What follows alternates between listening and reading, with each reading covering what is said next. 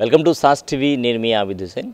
పెద్దలు, వయసు మీరిన వారు వీరందరికీ కూడా, అదేవిధంగా దివ్యాంగులు ఎవరైతే ఉన్నారో, అదేవిధంగా కిడ్నీ వ్యాధిగ్రస్తులు ఎవరైతే ఉన్నారో వీరందరినీ కూడా ఆదుకోవాలి, వారందరికీ కూడా అండగా నిలబడాలి అనేటువంటి సమున్నత లక్ష్యంతో పింఛన్ల పథకాన్ని తీసుకొచ్చింది ప్రభుత్వం. ఈ పథకం వల్ల చాలామంది లబ్ధి పొందారు. అవ్వాతాతలకు చాలా మేలు జరిగింది.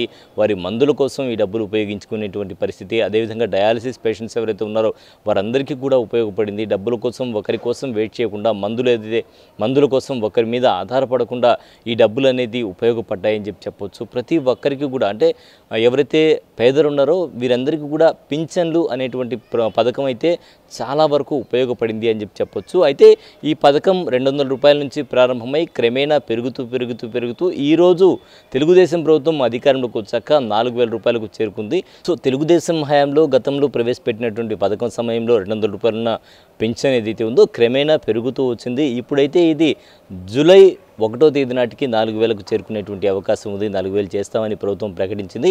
ఆ దిశగా అడుగులు కూడా వేస్తుంది. సో 4000 రూపాయలు గతంలో ఎన్నికల నాటి నుంచి కూడా ఈ పేమెంట్ ఇస్తామని చెప్పారు కాబట్టి ఆ 3000 కలుపుకొని 7000 రూపాయలు రేపు అవ్వాతాతల అకౌంట్లో, అలాగే దివ్యాంగుల అకౌంట్లో, డయాలసిస్ పేషెంట్ల అకౌంట్లో ఇవన్నీ కూడా చేరేటువంటి అవకాశం ఉంది. వారందరూ కూడా ఆనందించేటువంటి విషయం.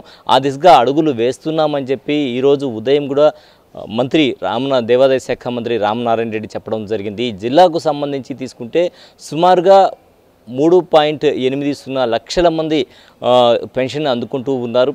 గతంలో సుమారుగా 95 నుంచి 100 కోట్లు ఉండేటువంటి ఈ సొమ్ము ఇప్పుడు 200 కోట్లకు పెరుగుతుంది. అయినా కూడా ప్రభుత్వం భరించేందుకు సిద్ధంగా ఉంది. పేదలందరికీ అందించాలి అనేటువంటి సమున్నత ఆశయంతో తీసుకొచ్చినటువంటి ఈ ఏదైతే పింఛన్ల పథకం ఉందో అది కూడా పెంచిన పింఛన్లు ఏవైతే ఉన్నాయో జూలై 1 నుంచి అవ్వాతాతల ముఖాల్లో వెలుగు తీసుకొచ్చేటువంటి అవకాశం ఉంది.